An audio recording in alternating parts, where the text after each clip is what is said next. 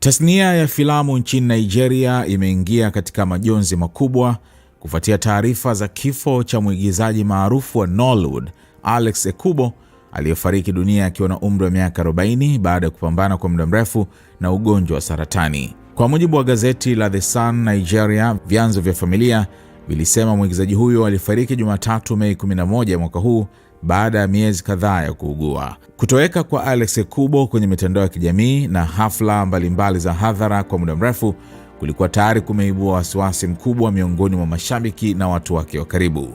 Chapisho lake la mwisho kwenye Instagram lilikuwa ni Disemba mwaka 2024, muda mfupi baada ya taarifa kuibuka kuwa uchumba wake na mwanamitindo anaishi Marekani Fancy Acholonu ulikuwa umevunjika. Baada ya taarifa za kifo chake kusambaa, mastaa mbalimbali, wanaharakati pamoja na mashabiki walimiminika mitandaoni kutoa salamu za rambirambi na kuelezea namna walivyoguswa na msiba huo.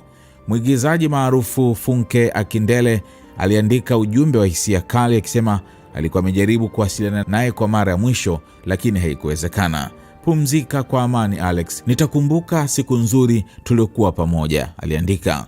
Alex Ekubo alikuwa mmoja wa sura maarufu zaidi katika Nollywood kutokana na uwezo wake mkubwa wa kuigiza, mvuto wake mbele ya kamera pamoja na staili yake iliyowavutia mashabiki wengi ndani na nje ya Nigeria.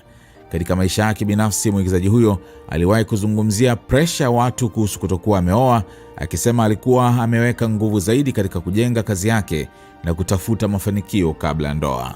Mahusiano yake na Fancy Acholonu yaliwahi kuvuta attention kubwa baada ya wawili hao kuchumbiana mwaka 2021 kabla ya kufuta mipango yao ya harusi baadaye mwaka huo. Kifo chake kimeelezwa kuwa pigo kubwa kwa Nollywood pamoja na sekta nzima ya burudani Afrika, ambapo wengi wamemkumbuka kama msanii mwenye kipaji kikubwa na mtu mwenye moyo wa kipekee.